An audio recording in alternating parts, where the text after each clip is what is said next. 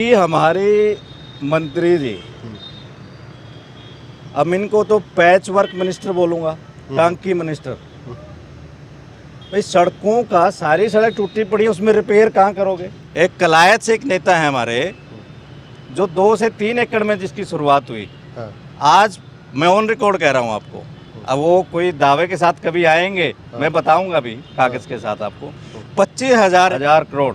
किस नेता का नाम ले रहे हो? आप समझ जाओगे, आप पत्रकारिता में हो, उस नेता का कोई भी ऐसा फील्ड नहीं है, चाहे वो रोड कॉन्ट्रैक्ट का है, चाहे माइनिंग का है, स्टोन क्रशर का है, 5 स्टार 7 स्टार होटल्स का है, कॉमर्शियल रेजिडेंशियल प्रॉपर्टी का है, हाउसिंग सोसाइटी डेवलप करने का है, आप पेट्रोल पंप का है, गैस एजेंसीज है, तालाब, जो फील्ड आप सोच सकते हो उसमें उस आदमी के, उस नेता के स्टेक है। 25,000 करोड़ आप सोच सकते हो। 3 खिलाड़ी हैं, चौथा आएगा तो 2 एक के साथ मिल जाएंगे या तीनों भी मिल जाएंगे। ओके, ये है, मैं विस्तार से बताऊंगा, चुनाव वाइज बताएंगे किस चुनाव में कौन मिला जी। तीनों एक है। ओके, जब 2 आपस में मुकाबला लड़ेंगे तो सेटिंग कर लेते हैं आपस में। हाँ, 2 एक के साथ आ जाएंगे, एक अकेला रह जाएगा। अगर इनमें से एक है तीनों में से और कोई चौथा जीत रहा है तो तीनों इकट्ठे हैं। किसी ने राजनीति में आने के बाद अगर पैसा कमाया है तो फिर वो चर्चा समाज में जानी चाहिए। जमीन है, कई हजारों एकड़ है, डिस्प्यूट है परिवारों में, भी एक है, पॉलिसी भी एक है। लोगों को तो इन लोगों ने फुटबॉल बना दिया। कभी आपने सुना हो किसी दादा ने, हमारे बड़े ने मकान बनाया हो और हम उसका पोचा लगा के बोले हमने मकान बना दिया? ऐसा होता है कभी? नहीं। ऐसा अगर कोई करता है तो वो औलाद निकम्मी होती है जी। आप नया मकान बनाओ, नई वाटर वर्क्स बनाओ, उसका उद्घाटन करो तो आपको पता लगता है। सारे चारों सिरे हैं जो किलायत के इन्होंने रोके हैं। आप राजौन से आओ तो आपको एक टाइलों की फैक्ट्री दिख जाएगी। ओके, आप इसी तरह घूमोगे, आप मटोर साइड चले जाओ, कहीं चले जाओ, जिस मर्जी साइड चले जाओ, आपको मिलेगा। ज़मीन खरीदते मिलेंगे। पंचकूला घूमो, न्यू चंडीगढ़ घूमो, मोरनी जाओ, आप दिखेंगे। तो ये कहाँ से आया? मैं और एक हैरानी की बात बताऊं, पूरे परिवार में से सिर्फ एक गुड़िया ने, मैडम की लड़की ने ITR भरी थी, यानी कि इनकम टैक्स के दायरे में थे। 5 लाख या 4 लाख इनकम शो की है। ओके, आज ये करोड़ों गाड़ियों में घूमते हैं भाई। लड़का अलग गाड़ी में, बच्चे, परिवार। दूध भी गाड़ी में से आता है, पता है आपको? ये दूध भी गाड़ी में आता है, सरकारी गाड़ी में आता है जी। जो लुटेरे हैं, प्रूवन लुटेरे हैं, हजारों करोड़ से तो लगभग सारे ऊपर निकल चुके हैं। और ऐसा क्या रस है राजनीति में कि छोड़ना ही नहीं चाहते। ये कहते हैं कि भाई समाज सेवा हम ही करेंगे। सीधी सीधी ये बात ही मानो आप, 50,000 परिवारों का जो हक है, जो पैसा है, जो धन है, वो 3 परिवारों के पास जा रहा है कि अब की बार हम एक बटन से 3 खुंटे उखाड़ेंगे। नमस्कार दोस्तों, द एयर न्यूज़ में आपका स्वागत है। दोस्तों, मेरे साथ आज डॉक्टर सुखदेव कुंडू है। और कुंडू साहब, आपको मुद्दों का पता ही होता है कि एक जो राजनीति करने का ढंग है इनका एक अलग तरह का होता है, इनके अलग तरह के मुद्दे होते हैं। स्वागत है सर आपका द एयर न्यूज़ में। आपके श्रोताओं को मेरा नमस्कार। तो कुंडू साहब, लगातार राजनीति की बात करते हैं, तो राजनीति में मेन सही है कि एक जातिगत राजनीति की लोग ज़्यादा बात करते हैं, नेता लोग बात करते हैं, लेकिन आपका जो ढंग है, क्या कलायत अपनाएगी? बात कलायत की और अपनाने और न अपनाने की नहीं है। हाँ।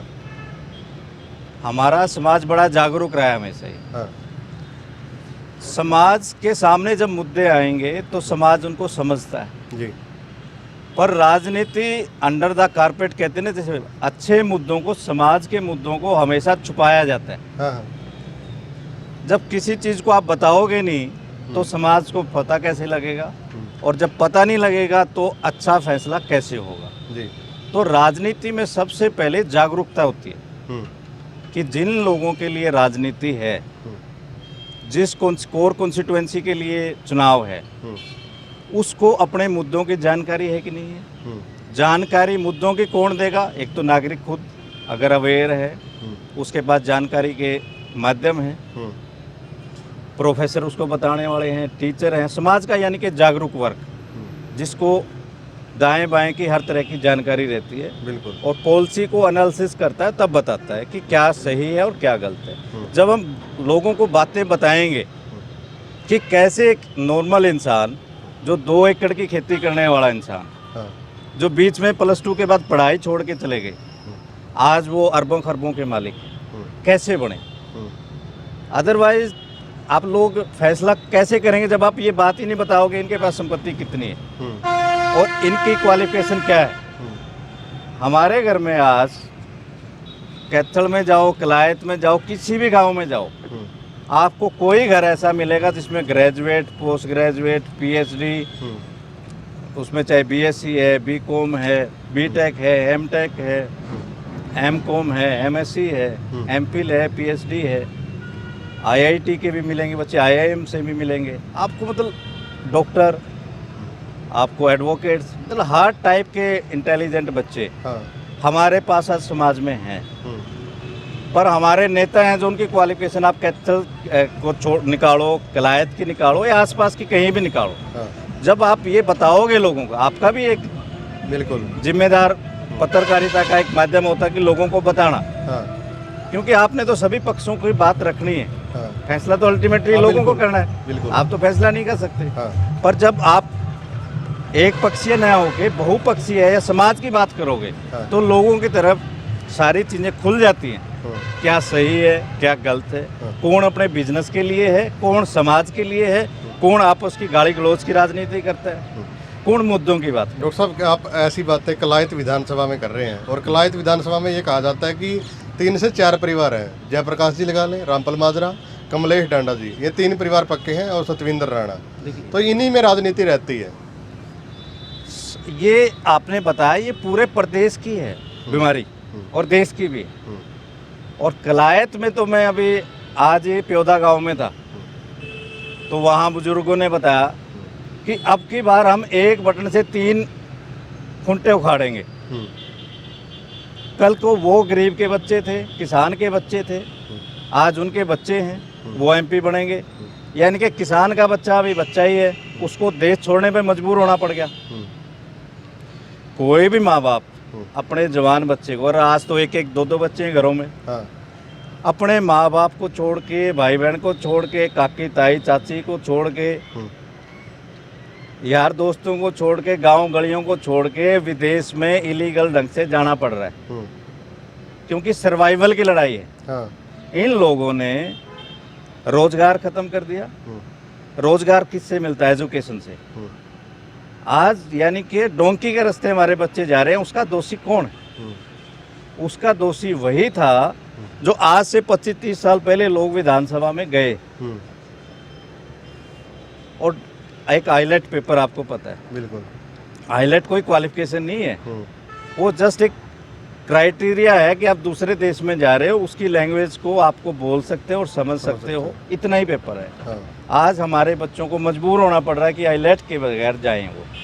अगर हमारे पास अच्छे स्कूल होते, टाइम पे अच्छे स्कूल खुले होते, कॉलेज होती, यूनिवर्सिटीज़ होती, तो क्या हमारे बच्चे प्रॉपर नहीं जाते? बाहर जाना कोई बुरी बात नहीं है, हर शहर से जा रहा है, हर प्रदेश से जा रहा है, पर वो क्या ढंग है जाने का और हमारा क्या ढंग है? कोई बच्चा आईआईटी से पढ़ के आईआईएम से, तो डॉक्टर साहब डोंकी सिस्टम से जा रहे हैं, इतना बड़ा रिस्क लेके जा रहे हैं। वो जाए एक अच्छे पैकेज से कि यहाँ उसको 50 लाख थे, वहाँ उसको 2 करोड़ मिल रहे हैं, वो जाए, पर इसलिए जाए कि मजबूरी में जाए, मजबूरी में कि उसका रिश्ता नहीं हो रहा, घर में उसको रूटीन के खर्चे चलाने मुश्किल हैं, अपना परिवार चलाना मुश्किल है। एक तरफ जिनके 2-2 एकड़ थे, जमीन थी, वो तो एक, मैं आप समझ जाओगे उसको, और मैं आपकी भी जिम्मेदारी छोड़ता हूँ। एक कलायत से एक नेता है हमारे, जो 2 से 3 एकड़ में जिसकी शुरुआत हुई, आज मैं ऑन रिकॉर्ड कह रहा हूँ आपको, अब वो कोई दावे के साथ कभी आएंगे, मैं बताऊंगा भी कागज के साथ आपको, 25,000 करोड़। किस नेता का नाम ले रहे हो? आप समझ जाओगे, आप पत्रकारिता में हो, उस नेता का कोई भी ऐसा फील्ड नहीं है, चाहे वो रोड कॉन्ट्रैक्ट का है, चाहे माइनिंग का है, स्टोन क्रशर का है, 5 स्टार 7 स्टार होटल्स का है, कॉमर्शियल रेजिडेंशियल प्रॉपर्टी का है, हाउसिंग सोसाइटी डेवलप करने का है, आप पेट्रोल पंप का है, गैस एजेंसीज है। मतलब आप जो फील्ड आप सोच सकते हो उसमें उस आदमी के, उस नेता के स्टेक है। 25,000 करोड़ आप सोच सकते हो कि किसकी तरफ से आया पैसा। ये पैसा आपने जिन 3 लोगों का नाम लिया, मैं और भी थोड़े ज़्यादा कर दूं, 3 के 2-4 और कर सकते हो, चल 3 पे आपने रखा। मैं व्यक्तिगत तौर पे किसी की व्यक्तिगत द्वेष की राजनीति हमें नहीं करनी चाहिए। पर हाँ, अगर किसी ने राजनीति में आने के बाद अगर पैसा कमाया है तो फिर वो चर्चा समाज में जानी चाहिए। जी जी। अगर राजनीति में आने से पहले उनके पास पैसा था, फिर हम चर्चा नहीं कर सकते। कोई बिजनेस करे, काम करे, खेती करे, जो भी करे, पैसा कमाना कोई बुरी बात नहीं है। पर राजनीति का, विधानसभा और लोकसभा का अगर आपने प्रयोग अपने लिए संपत्ति अर्जित करने में किया है तो कलायत का और प्रदेश का और देश के नागरिकों को, खासकर अपने नेतृत्व के बारे में, अपने एमएलए के बारे में, अपने एमपी के बारे में जानने का लोगों का अधिकार है, कानूनी अधिकार है कि इनके पास अब एक सैलरी, विधायक की कितनी सैलरी है? सैलरी तो यही है, 1 लाख होगी, 1.5 लाख होगी। हम 2 लाख मान लें, 2.5 मान लें। और कर्मचारी के, प्रोफेसर की भी उतनी है, आईएएस की भी उतनी है, और किसी घर में 4 नौकरी वाले हैं वो उनसे ज़्यादा है। उनके पास तो नहीं है हज़ारों करोड़ की संपत्ति, हज़ारों एकड़ में जमीन है, कई हज़ारों एकड़ है। डिस्प्यूट है परिवारों में। लूट का जब पैसा होता है इकट्ठा, लूट तो इकट्ठे लेते हैं, जब बंटता है तब लड़ाई होती है। डाकू में तो यही होता है ना, जब धन, चोरी का धन है, बंटता है तब लड़ाई होती है। लूट के टाइम कभी लड़ाई नहीं होती। तो एक तो परिवारों में चली हुई लड़ाई।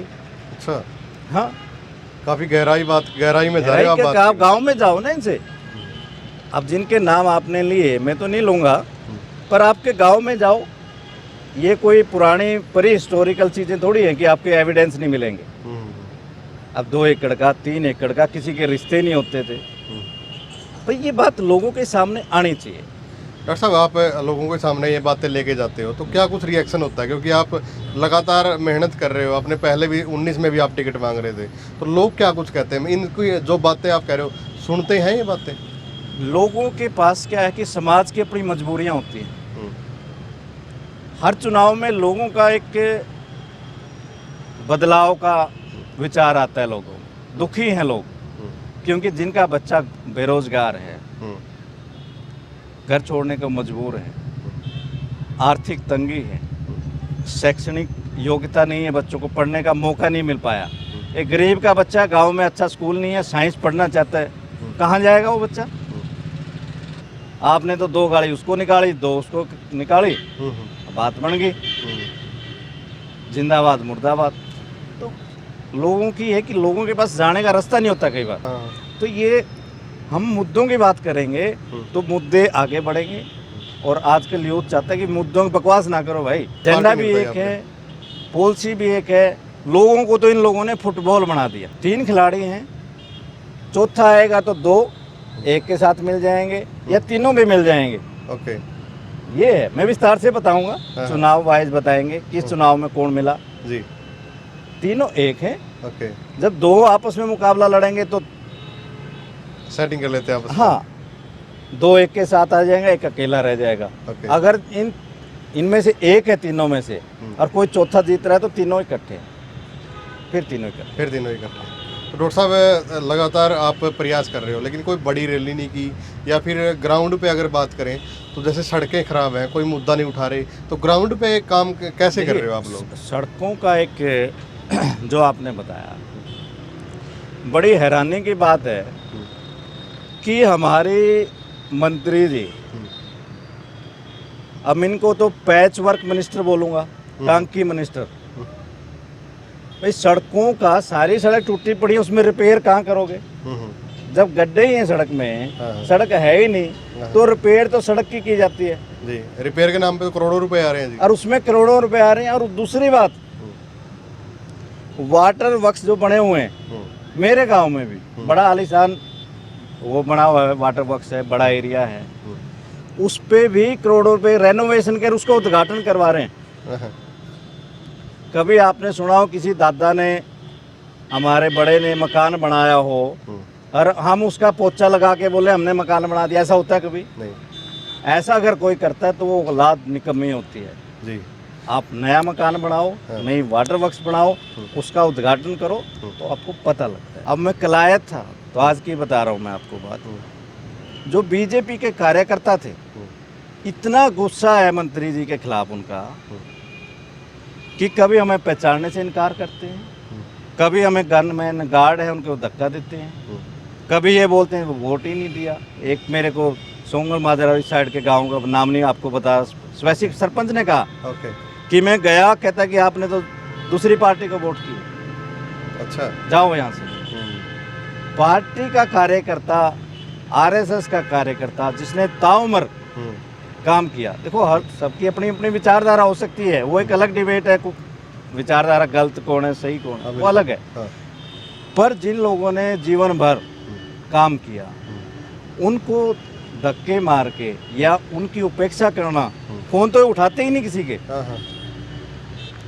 तो वो उपेक्षा है लोगों में, उसका बदला लोग लेंगे। और एक और बता देता हूँ, ये चुनाव से पहले भागेंगे। कहाँ भागेंगे? चुनाव नहीं लड़ने की कोशिश करेंगे। जैसे अजगर होता है ना, अजगर अपना निवाड़ा लेके शिकार करके उसको पचाने के लिए हाइबरनेट हो जाता है, मतलब वो कई महीने निकलता ही नहीं, मान लो कई दिन नहीं निकलेगा। ज़्यादा बड़ा खा लिया शिकार उसने तो वो काफ़ी दिन तक वो चला जाता है रेस्ट पे कि हजम करके फिर नया शिकार।